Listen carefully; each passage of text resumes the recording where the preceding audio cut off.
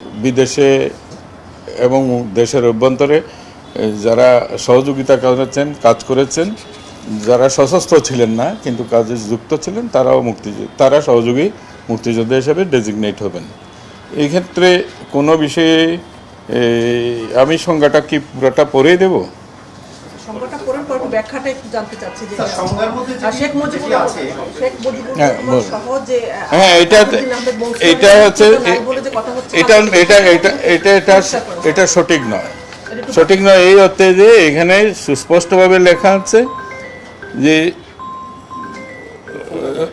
প্রবাসী বাংলাদেশ সরকার, মুজিবনগর সরকার, যেটা মুজিবনগর সরকার লেখা আছে, মুজিবনগর সরকার তাজউদ্দিন সাহেব ছিলেন, মনসুর আলী সাহেব ছিলেন, কামরুজ্জামান সাহেব ছিলেন, খন্দকার মুস্তাক সাহেব ছিলেন, এরা সবাই মুক্তিযোদ্ধা। এই যুদ্ধটা এই সরকারটা পরিচালনা করেছে। এই সরকারের লেজিটিমেসির বাইরে কাউকে স্বীকৃতি দেওয়া হয়নি। এই সরকারটাই তখন ছিল বাংলাদেশের স্বীকৃত সরকার, যেটা প্রবাসী সরকার।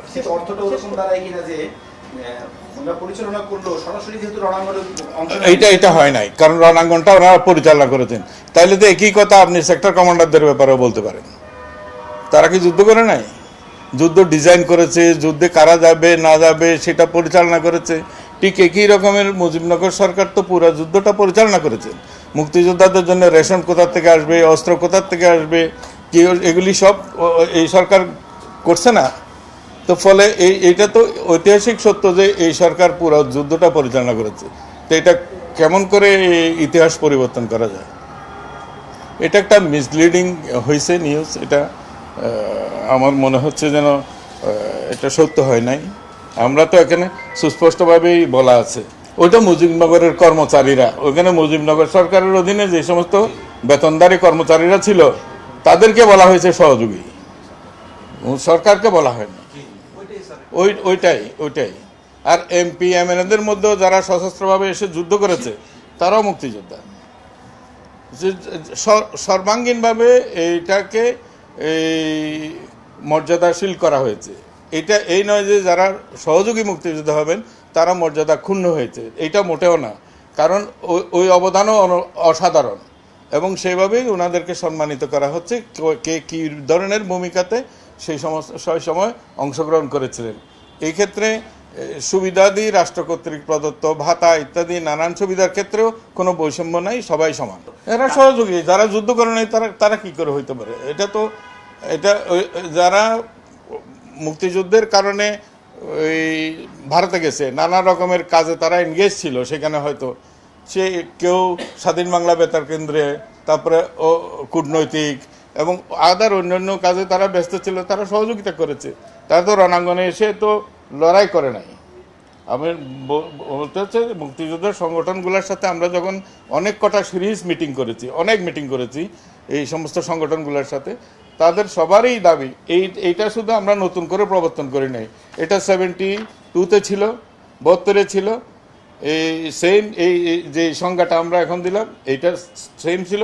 এটা পরিবর্তন করেছে 2018-তে এসে, এই সংজ্ঞাটাকে চেঞ্জ করেছে। 2022-এ এসে চেঞ্জ করেছে, দুইবার চেঞ্জ হয়েছে। এখন আমরা সেটাকে আবার ওই যে 72-এর সময় যে সংজ্ঞাটা ছিল, যখন ওই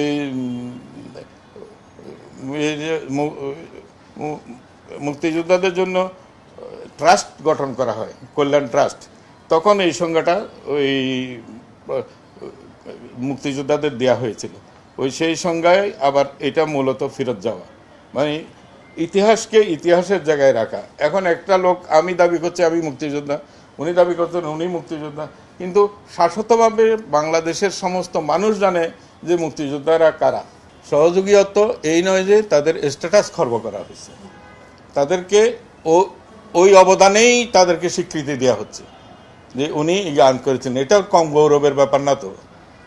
ওইটাকে যুদ্ধের সময় কেউ রাইফেল নিয়ে মাঠে লড়াই করেছে, কেউ ওই গান, কবিতা, নাটক ইত্যাদি করেছে, কেউ ফুটবলও খেলেছেন, কেউ কূটনৈতিক কাজে ব্যস্ত ছিলেন, জনমত সংগঠনের কাজে ব্যস্ত ছিলেন, এবং আর কেউ ওই বিভিন্ন রাষ্ট্রের সাথে বাংলাদেশের মুক্তিযোদ্ধাদের জন্য অস্ত্র, অর্থ ইত্যাদি সংগ্রহের কাজে ব্যস্ত ছিলেন।